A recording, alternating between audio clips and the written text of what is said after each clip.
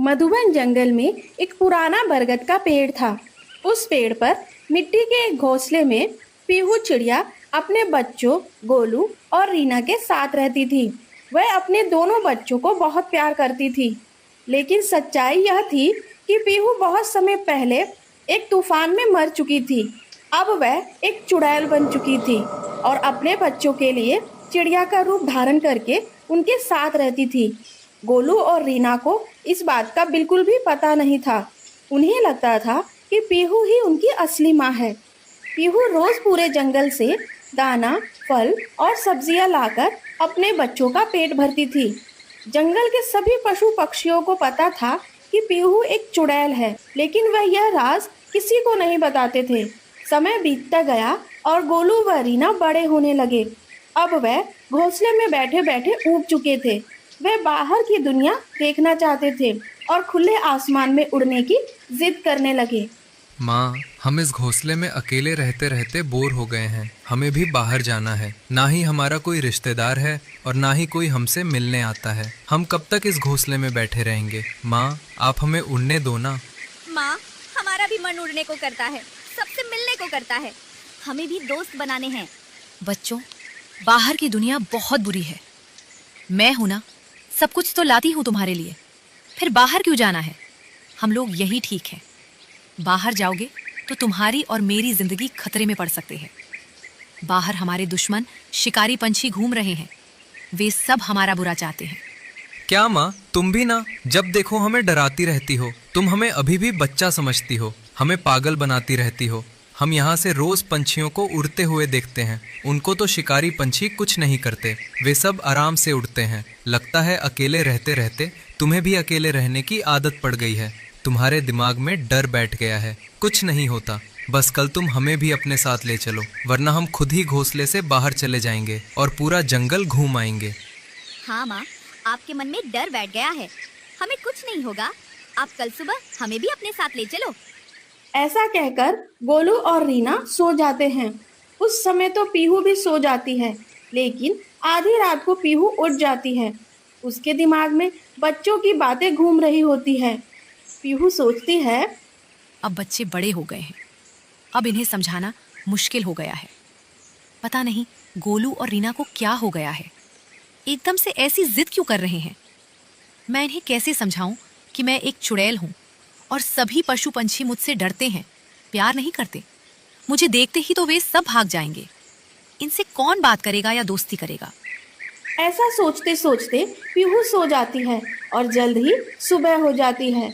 जैसा कि गोलू और रीना ने कहा था, दोनों पीहू के उठने से पहले ही बाहर जाने के लिए तैयार होकर उसके सामने आ जाते हैं। माँ देखो, हम दोनों घूमने के लिए तैयार हो गए हैं। आप भी जल्दी उठ जाओ। आज हम बाहर की दुनिया की सैर करेंगे। आज तो हम पूरा जंगल देख लेंगे, बहुत मजा आएगा। माँ, अब इंतजार नहीं हो रहा, जल्दी चलो ना। हमें खुले आसमान में उड़ना है, दोस्त बनाने हैं, जल्दी चलो। हाँ हाँ मेरे बच्चों, अभी चलते हैं। ये पूरा जंगल हमारा ही तो है। आज मैं तुम दोनों को पूरे जंगल की सैर करवाऊंगी। मेरे दोनों बच्चे इस जंगल के राजा रानी हैं। माँ, मुझे बहुत सारा खाना खाना है, तो चलो मेरी प्यारी माँ, हमें घुमाने ले चलो। बच्चों की जिद के आगे पीहू हार जाती है और मजबूरी में डरते हुए वह अपने दोनों बच्चों को लेकर घोंसले के बाहर उड़ने लगती है। गोलू और रीना बाहर की दुनिया देखकर बहुत खुश होते हैं। आसमान में खुली हवा का दोनों भरपूर मजा लेते हैं।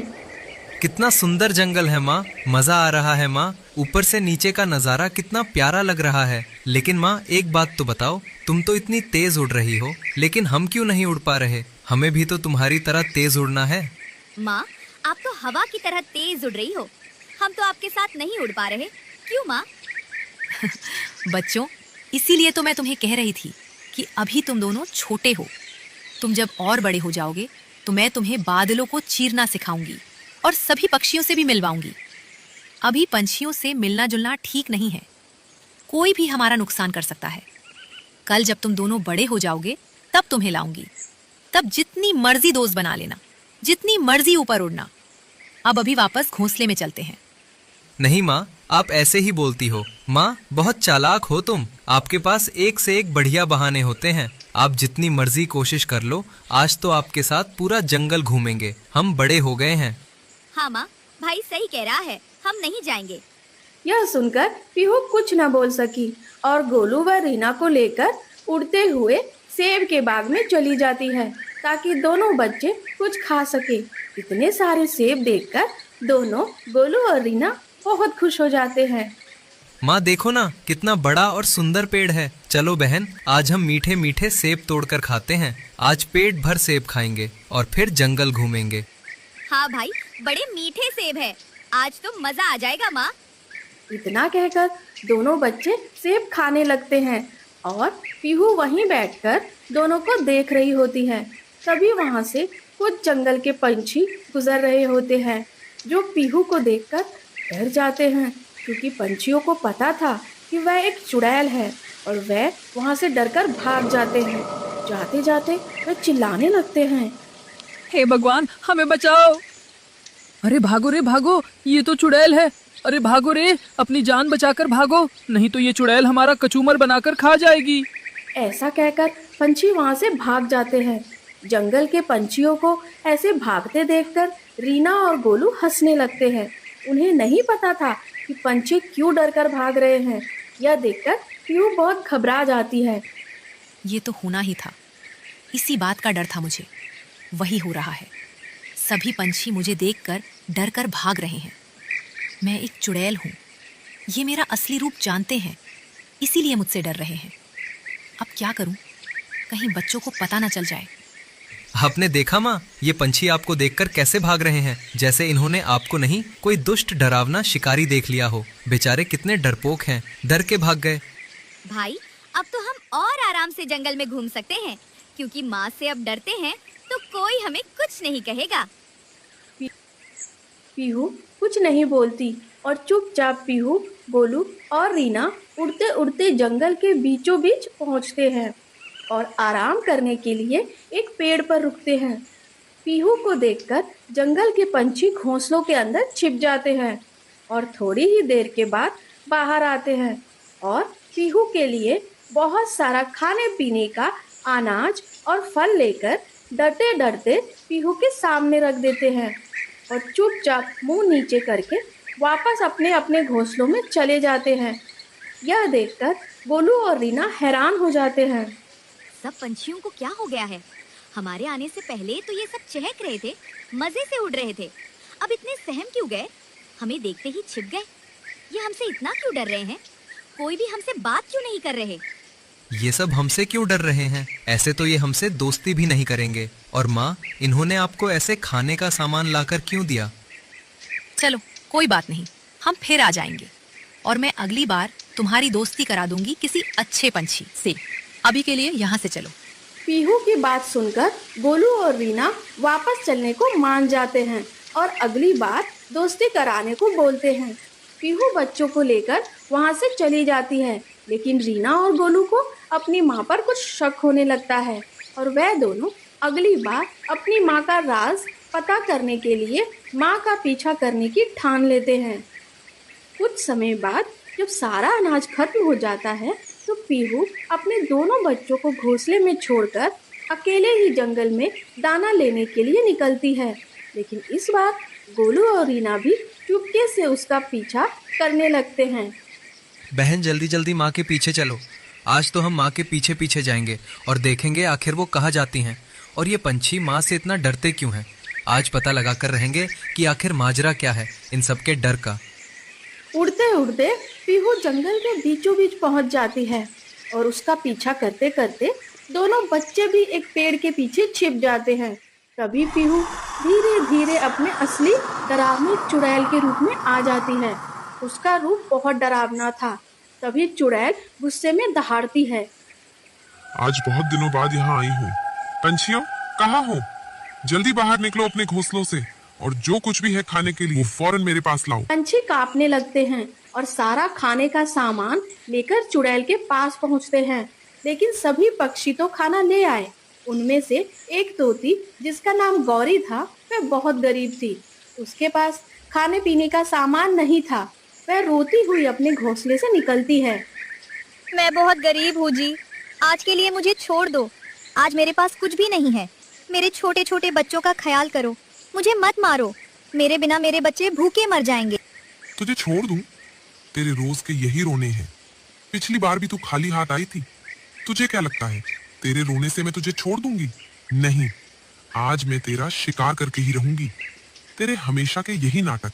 चुड़ैल बहुत गुस्सा हो जाती है और वह उस तोती को दबोचने के लिए आगे आने ही वाली होती है कि तभी बिट्टू नाम का कबूतर वहां पर आ जाता है और बोलता है, चुड़ैल जी, इसे छोड़ दो। इसके हिस्से का दाना मैं दे देता हूँ। इसे मत मारो, बहुत गरीब है ये। इसके छोटे छोटे बच्चे हैं, छोड़ दो इसको।